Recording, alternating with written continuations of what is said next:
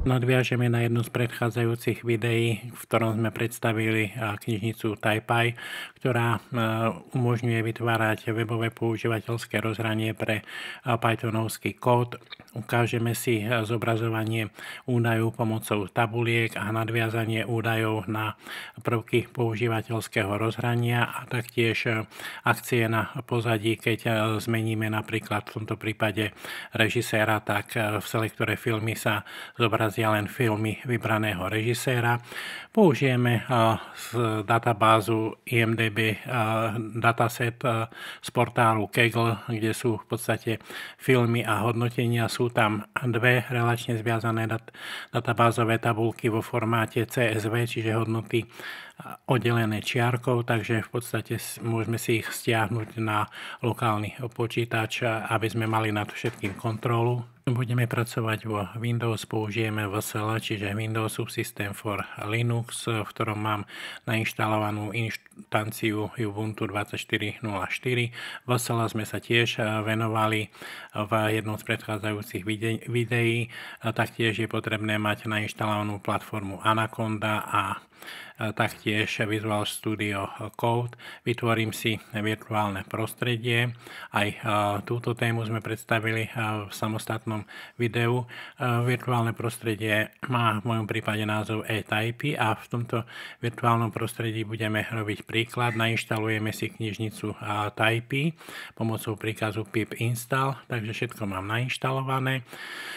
No a v adresári používateľia, kde mám projekty, si vytvorím priečinok Typy IMDb a do podadresára data skopírujem CSV súbory, prepnem sa do tohto adresára a vytvorím si hlavný pythonovský program, alebo teda jediný pythonovský program mine.py, no a príkazom kód mine.py zobrazím tento pythonovský súbor zatiaľ prázdny vo vývojovom prostredí Visual Studio Code, čiže v podstate môžem začať vytvárať programový kód. Najskôr si urobím takú základnú šablónu, kde budem mať len vycentrovaný nadpis, aby som zistil, že mi všetko funguje.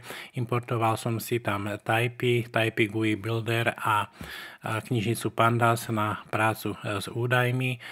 Uložím si tento súbor mine.py a príkazom typy run mine.py v podstate spustím server, alebo teda listener, ktorý mi vlastne bude generovať webové stránky na tejto lokálnej adrese, takže túto adresu si skopírujem a zadám si ju do prehliadača webového obsahu. Vidím, že všetko funguje v poriadku, ponechám tam implicitne tmavý motív. V ďalšom kroku si zobrazím v tabulke údaje, načítam si obidva, aj IMDb, aj filmy data, ale budem používať filmy data a z nich len niektoré atribúty. Series title, to je názov filmu, rok, kedy bol film vyprodukovaný, režisér, žáner a IMDb rating, čiže v podstate doplním tam do vizuálneho používateľského rozhrania prvok tabulka, ktorý je naviazaný na dataframe, čiže v podstate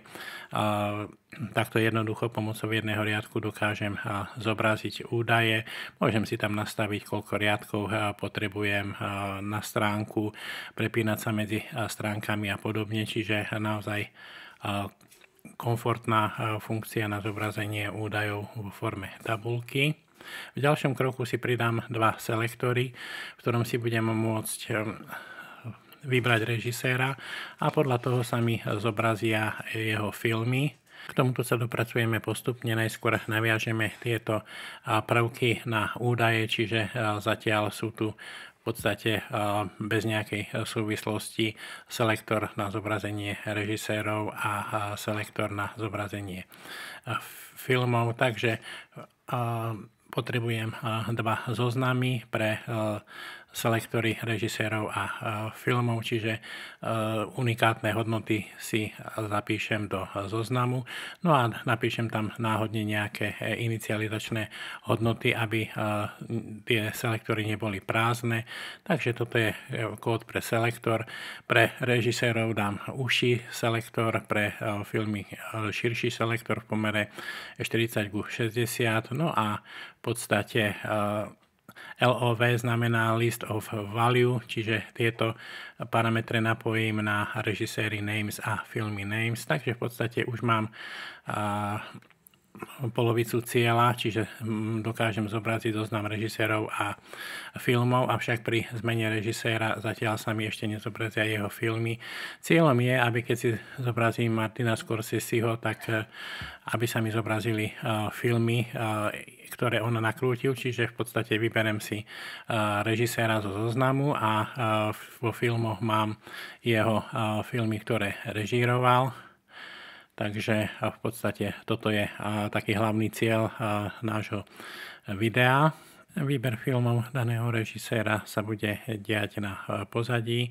Potrebujeme import typy config. Princíp si vysvetlíme v ďalšom videu, najskôr aby ste videli, ako to funguje. Čiže zoznamy zostávajú.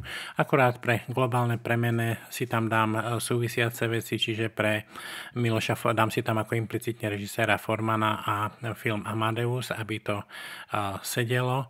No a teraz potrebujem vytvoriť funkcie, čiže najskôr vytvorím funkciu, ktorá mi vracia filmy vybraného režiséra.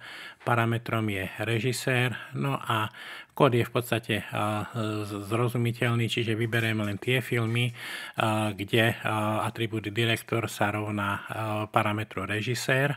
Vytvorím dva objekty data node, režisér CFG a filmy names CFG. Data node v podstate je objekt, ktorý umožňuje abstrakciu údajov, prácu s údajmi bez toho, aby sme museli riešiť, z akého zdroja pochádzajú. Môžu to byť aj